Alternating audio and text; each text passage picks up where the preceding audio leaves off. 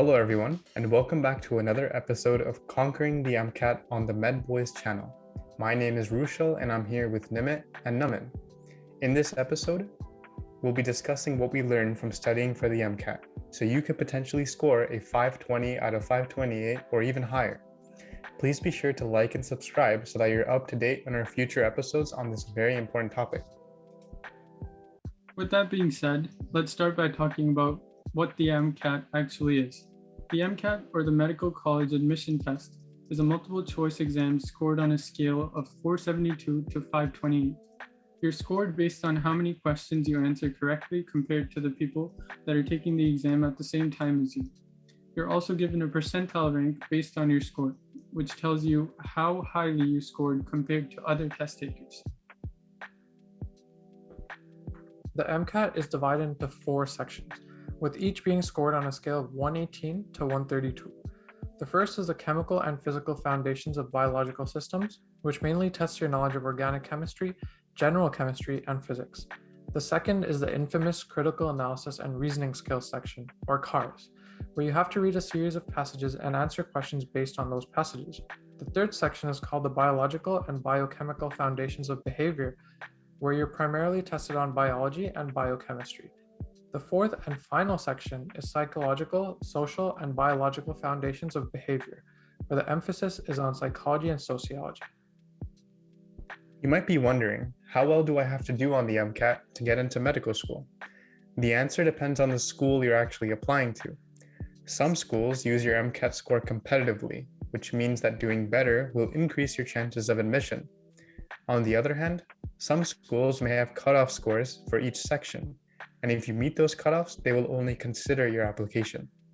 Scoring higher than the cutoffs will not make your application better in this case. In addition to a cutoff score, some schools may consider your score on the certain sections of the MCAT competitively.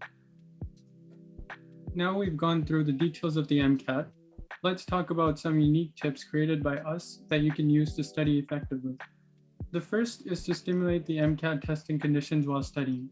This is based on a psychological phenomenon known as context-dependent learning, which tells us that your ability to remember things is greatly improved when you're in the same context as when you've experienced them before.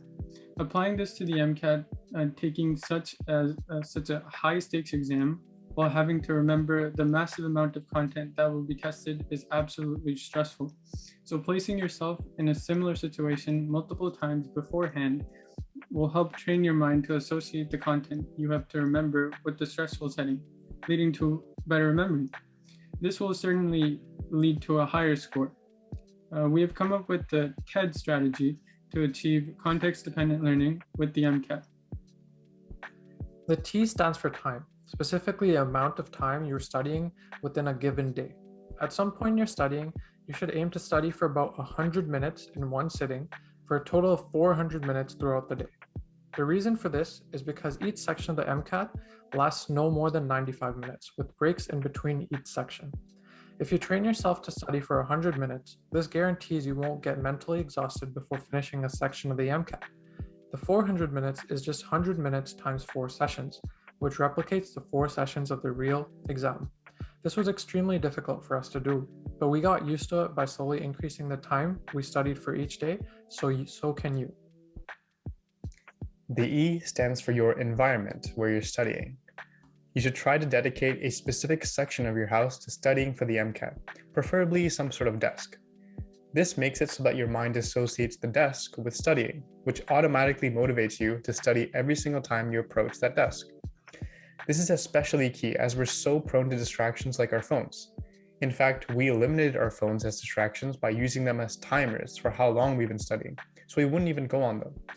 However, for your practice tests, we recommend changing your environment to some place you don't visit often, such as a library, so that it simulates how you'll be writing the MCAT in a testing center, a fairly unknown place to you. And ironically, the D in TED stands for distractions. As we said before, the MCAT is a very stressful exam, which may cause students to panic and forget the content they've worked so hard to study. So distracting yourself, for example, a time limit, while studying will definitely help you to get used to that stress. Generally speaking, you want to practice this every 3 days so that you're adequately prepared. And before we move on to the next tip, we want to give you a breakdown of the resources we used so you can follow them. Links to all these resources will be provided in the description. So for our understanding of the content on the MCAT, we use the Kaplan 2021 to 2022 books. How old these books are doesn't really matter since the content is almost identical between the years. However, based on our observations, we recommend getting a book that is no more than 3 to 5 years old, so the information is as up to date as it can be. And while the books are quite costly, we found that it did a wonderful job of providing all the necessary details for the chemistry and biology sections. We did not use these books for the psychology and car sections as we had other more efficient resources for them. We'll be discussing these resources in greater detail in another episode, so be on the lookout for that. Next up is the 86-page and the 300-page Khan Academy notes. These are available for free from the MCAT Bros, and we use them for understanding the content to be tested in the psychology and sociology section. We also used Anki, a free software that allows you to create your own flashcards and has tons of customization options. It uses a principal cost-based repetition, which essentially means that the flashcards are presented to you multiple times across a time interval that you select, and it's proven to help with long-lasting memorization. We specifically used the pre-made flashcards from the Mile Down deck, since they were split into the chapters of our Kaplan books. For general practice questions that we used alongside our content review to test our knowledge, we used the UWorld MCAT QBank, which contains over 2,000 questions from each subject. These questions were harder than those on the MCAT, but we practiced with these because if we could solve these harder questions, we would have a much easier time solving the questions on the real MCAT. Finally, we used the AAMC MCAT official prep-only online bundle for our source of questions that we knew were representative of the questions on the MCAT. We believe this to be the most essential resource since they were created by the people who actually wrote the questions on the real MCAT. The next tip we have is strategic resource utilization. This means spacing out your study material so that you don't run out or get burned out. If you go through your material too fast, you may not have given your mind enough time to process that information, which may result in you actually not remembering that content. Also, if you use all your practice questions too quickly, you may not be able to use new strategies that you learned from your content review in an effective manner. For example, we made sure to save our AAMC questions for the end of our studying, since they are meant to be the most representative of the questions on the MCAT. This also applies to your MCAT practice tests, which we really recommend doing every 2 to 3 weeks at the least to ensure that you have reviewed your mistakes on the previous ones thoroughly. Our third tip for success is to start practice questions as early as possible. Some schedules may tell you to do this in your 3rd or 4th week of studying. This is so that you have enough time to review the content before you start answering the questions. However, we found that the more questions we practiced, our strategies to answer them became better over time, resulting in a better performance on our practice tests. For the questions that tested our knowledge, we were also able to remember a lot more of the content and be more able to use that content to solve future questions, since we practiced applying the content so frequently. So the earlier you start practice questions, the more you'll be able to do, which will improve your score in the long run.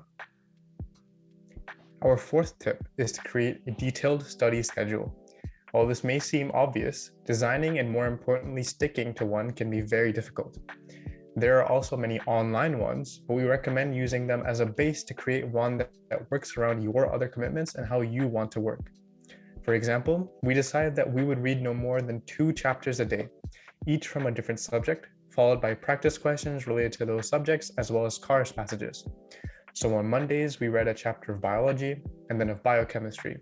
We then used our UWorld practice questions to specifically test what we had just read, alongside some Anki flashcards specifically created for those chapters. We also made sure to do some course passages either in the mornings or the evenings, depending on whatever works for you. If you want a more detailed version of our schedule with all the days included, please let us know and we'll definitely post a video on it. Our final tip for success is to focus on understanding and not memorizing.